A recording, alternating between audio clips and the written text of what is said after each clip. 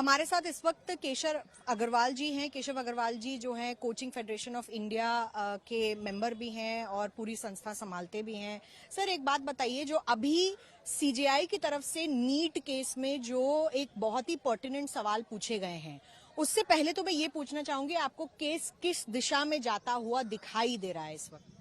देखिए, केस में आज जो है कई कड़े सवाल और कई टेक्निकल एस्पेक्ट्स पे सीजीआई ने मैटर में पूछा। जैसे आप देखिए, बहादुरगढ़ में ये छुपाया गया था कि टाइम लॉस हुआ और ये नहीं बताया कि दूसरा पेपर दे दिया। तो इतने बड़े वो किया गया कि टाइम लॉस के बेसिस पे मार्क्स दिए, जबकि वहां टाइम लॉस नहीं हुआ, पेपर अलग दे दिया था। तो ये एनटीए कैनरा बैंक वाला ये गुमराह कर रही है। और एक और चीज, उसकी आंसर की तो अभी तक रिलीज नहीं हुई, तो उनके नंबर कैसे दिए गए, तो ये छुपा रहे हैं।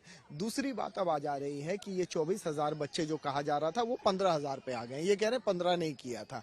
कोर्ट ने कहा कि एक ही बच्चा था, तो आपने इतने के लिए विंडो क्यों खोला?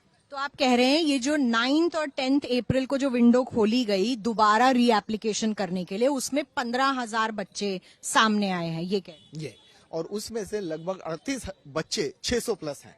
जो अभी ये खुलासा होगा तो 38 बच्चे अगर 600 प्लस आप अपने डेटा के हिसाब से कह रहे हैं? हाँ, नहीं, एनटीए ने जो रिप्लाई फाइल किया उसके बेसिस में, उसी में है वो डेटा। 38 बच्चे 600 प्लस आ गए। 600 प्लस आने का मतलब मेडिकल सीट वाले हो गए। तो 38 बच्चे क्या सो रहे थे या ये इंतजार कर रहे थे कि 9 को विंडो खुलेगा और हम अंदर जाएंगे? और एक और चीज पे जो कोर्ट सवाल है, एक कोर्ट और वो भी कह रही है सेंटर कैसे बदला, सेंटर बदल के किसने क्या लिया। तो अब उनका भी आकलन करेगी कोर्ट कि जो सेंटर बदला, इस 24,000 में क्या कर बनेगी। और आईआईटी मद्रास की कर भी संदेह में है, क्योंकि उसमें कई फैक्चुअल एरर्स हैं। और अब कोर्ट इस पे भी जाएगी कि ब्लैक मार्कर्स को हम सेग्रीगेट कर पाएंगे या नहीं, और क्या पैरामीटर्स हैं।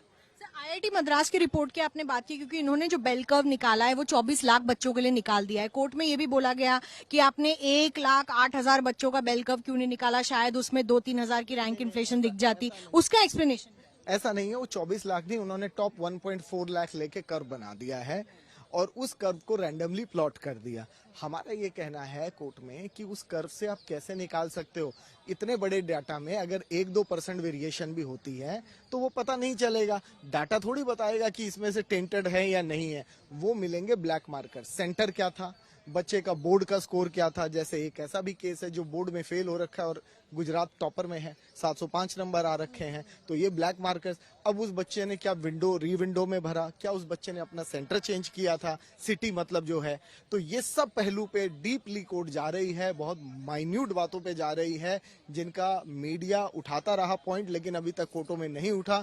तो अभी कई कड़े सवाल हैं और ये भी प्रपोजल है कि रीनीट सबके लिए नहीं हो, कि पार्शियल रीनीट हो जो बच्चे इफेक्टेड हैं। ये आप वो कर रहे हैं, आप होप कर रहे हैं कि पार्शियल रीनीट होना चाहिए? नहीं, सीजीआई ने अगर आप मैंने पूछा कि कौन सी दिशा में जा रहे हैं। सीजीआई की अगर आप शुरू की बात सुने कोर्ट में, उन्होंने कहा सबके लिए रीनेट नहीं। और एक लॉयर ने ये बोला कि बाकी जो 23 लाख या 22 लाख नहीं है वो भी रीटेस्ट का चांस चाहेंगे। तो सीजीआई ने कहा हम उनको चांस नहीं दे सकते, क्योंकि ये चांस उनको मिलता नहीं। लेकिन जो कंटेंशन में है उनके बारे में विचार हो जाए, या शायद करें, कि जिनको इफेक्टेड है, जो सीट ले जाते हैं गवर्नमेंट की, वो है। कितने कंटेंशन में? ये वही नंबर है 1,08,000? नहीं, मेरे हिसाब से अगर हम SC ST और ये लेंगे तो 2-2.25, क्योंकि 1,08,000 में जनरल कैटेगरी है और SC ST को अगर मैं लेता हूं तो लगभग 2 से 2.5 लाख बच्चे होंगे जिनका होना चाहिए, सब कवर हो जाता है कंटेंशन में जो। हाँ, ये अब तो लंच का ब्रेक है, आगे और सुनवाई होगी, लेकिन फिलहाल जो सवाल पूछे गए उस पे मैं यही पूछना चाहती हूँ कि एनटीए ने जितने अभी तक एफिडेविट सबमिट किए, चाहे वो मद्रास आईआईटी की रिपोर्ट हो, उसमें ये हो कि कितने शहरों से जो टॉपर्स थे वो थे, उसमें आपको लगा डेटा में कहीं कमी है एनटीए की? क्योंकि अभी भी बहुत सारे सवालों के जवाब वो दे नहीं पाए। देखिए, वो वही डेटा दिखा रहे हैं जो उन्हें सूट कर रहा है, वो ये नहीं बता रहे। अब जैसे सिलेबस रिडक्शन बताया 25%, सिलेबस एडिशन जो हुआ 15 से 18%, वो तो बताया नहीं। आज हमने उसको हाईलाइट किया यहाँ पे कि भाई सिलेबस ऐड भी तो हुआ था, आप वो क्यों नहीं बता रहे। और जेई मेन में तो कुछ भी ऐसा नहीं दिखा, वहां भी सिलेबस रिड्यूस था। बोर्ड में 100 नंबर बच्चों के नहीं आए उसी सिलेबस में, तो क्या नीट में ही अचानक से हो गया? तो आप वही चीज दिखा रहे हैं जो आपको सूट कर रही है। तो झूठ पे झूठ आप बोलोगे तो कब तक चलेगा? बच्चों के साथ क्या है, गलती हो गई, मान लेना चाहिए और वो री एग्जाम करवा देना चाहिए। अभी तो कुछ मेघालय का इश्यू भी उठना है, वहां पर बच्चों का री एग्जाम नहीं हुआ था टाइम लॉस की वजह से, हाँ तुरा में, तो वो भी मैटर अभी उठना भी, कई सवाल हैं। तो आज सीजीआई ने कहा और कोई मैटर नहीं लेंगे, प्रायोरिटी पे इसको ही लेके आज करेंगे, क्योंकि कई बच्चे आस लगाए कोर्ट की तरफ बैठे हैं और उनको हम और विलंब नहीं कर सकते। तो अभी एक दो लोग लिस्टिंग भी करने आए थे, तो कोर्ट ने कहा नहीं, आज हम निठी सुनेंगे। सर, एक आखिरी सवाल मेरी तरफ से कि सीजीआई ने कहा कि जो 1560 1563 लगभग कुछ बच्चे थे, उसमें से कितने ऐसे बच्चे थे जो टॉपर लिस्ट में थे, या फिर जिन्होंने री एग्जाम के लिए जो क्वालिफाई कर रहे थे, कितने बच्चे टॉपर लिस्ट में थे?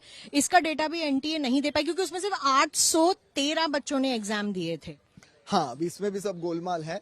तो अभी उनको बोला आप डेटा दीजिए, 24,000 वाला भी दीजिए, उस 60 जो 1563 में टॉपर थे उसका भी बताइए, कितने लोग। सीजीआई का मेन कंटेंशन है कि कितने टेंटेड लोग घुस पाए हैं जो गवर्नमेंट सीट या ये ले जा सकते हैं, वो सबसे इम्पोर्टेंट है। तो जब वो ये पूछते हैं कि is there any skew for those who change the cities, यानी जिन्होंने सेंटर चेंज किया, शहर चेंज किया, क्या उन्हें उसका कोई फायदा हुआ कि उनके स्कोर ज्यादा है? इसका डेटा भी मांग रही है कोर्ट।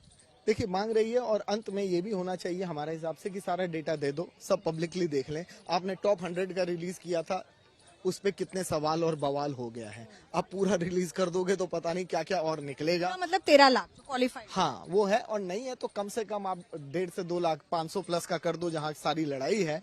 तो इसमें कई और पहलू निकल के आ सकते हैं, और एनटीए ने गवर्नमेंट को यहाँ बहुत मिसलीड किया है, ना बता के चीज। एजुकेशन मिनिस्टर ने भी जो गलत स्टेटमेंट दी, वो सब एनटीए की वजह से हुआ। पेपर लीक नहीं हुआ, पेपर दूसरा दे देना, हर बात को छुपाना, सिलेबस रिडक्शन बोल बोल के उनको बोल दिया, अब आया बात की एडिशन भी हुआ है। तो ये सब चीजें छुपाई जा रही हैं। एक आखिरी सवाल, क्योंकि आप कोचिंग फेडरेशन ऑफ इंडिया के मीडिया हेड भी हैं, संचालन भी करते हैं, फिजिक्स वाला और ऐसे कई तमाम कोचिंग इंस्टीट्यूट चलाने वाले लोग थे जो आए, फिर उन्होंने अपने पिटिशंस वापस ले लिए। आज इतनी जो संगीन हियरिंग हो रही, इतनी इंपॉर्टेंट हियरिंग हो रही है, उसमें वो कहीं दिखाई नहीं दे रहे हैं। तो क्या सवाल फिर कोचिंग सेंटर्स पर भी उठते हैं? देखिए, मैं फिर ये कहता हूँ, एक या दो कोचिंग सेंटर कुछ करे तो हम पूरे कोचिंग इंडस्ट्री को तो नहीं कह सकते।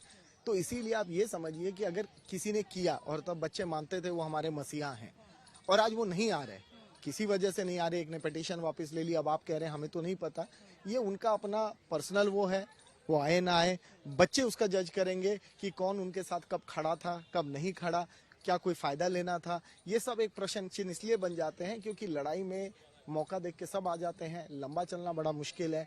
और ना ही हम कहते हैं सरकार के खिलाफ, ये आप सिस्टम सही करवाइए, क्योंकि ये परीक्षाएं आगे भी होनी है। बच्चों का विश्वास नहीं हुआ तो खत्म। तो कोचिंग से भी लोगों का विश्वास उठ जाएगा अगर ऐसे उदाहरण ये लोग पेश करेंगे कि अपने फायदों के लिए आए और फिर गायब हो जाए। किसी को भी नहीं करना चाहिए, या तो आप खड़े रहो, नहीं तो आप छोड़ दो। तो इस पे हमारी इंडस्ट्री पे दाग लगता है। मामला तो आज नीट का है, लेकिन सीयूईटी पर भी सवाल मैं पूछूंगी, क्योंकि एनटीए ही करवाती है। सीयूईटी अभी तक रिजल्ट भी नहीं आए हैं।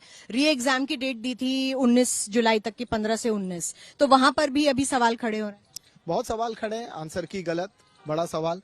और खाली 1000 बच्चे पेपर दे रहे हैं वापस, ये फिर से लफड़ा इन्होंने गड़बड़ कर दी। इतने सारे बच्चों का पेपर मिस हुआ और खाली 1000 दे पा रहे हैं। रूरल जो बच्चे उनको तो नोटिफिकेशन ही नहीं मिल रही है। तो आप कितनी और गलती, अब ये सिस्टमिक फेलियर नहीं है तो क्या परीक्षा ही नहीं करा पा रहे हैं? एक के बाद एक आप पैसे भी लेते हैं चैलेंज करने के लिए, आंसर की आप गलत देते हैं। कहीं ना कहीं सिस्टम में बहुत बड़ा सुधार की जरूरत है, और इसको जब तक हम नहीं करेंगे ये ईयर ऑन ईयर आते रहेंगे। और एक के बाद नेट कह लो, नेट कह लो, सीयूईटी कह लो, हर जगह विफल रहा है। और अब देखिए एडमिशन्स में कितनी देरी है, कोई प्राइवेट एडमिशन कॉलेजेस में ले रहा है। तो बच्चों का दर्द समझिए कि वो कहां से कहां भाग रहे हैं। पेरेंट्स घर घर काम छोड़ के बैठे हैं, आप बच्चे इधर उधर देखेंगे, सारे बच्चे, मतलब इतना ह्यूमन रिसोर्स वेस्ट हो रहा है। कोर्ट का टाइम देखिए, आज पूरे दिन हियरिंग जा रही है, क्या ये वेस्ट नहीं है?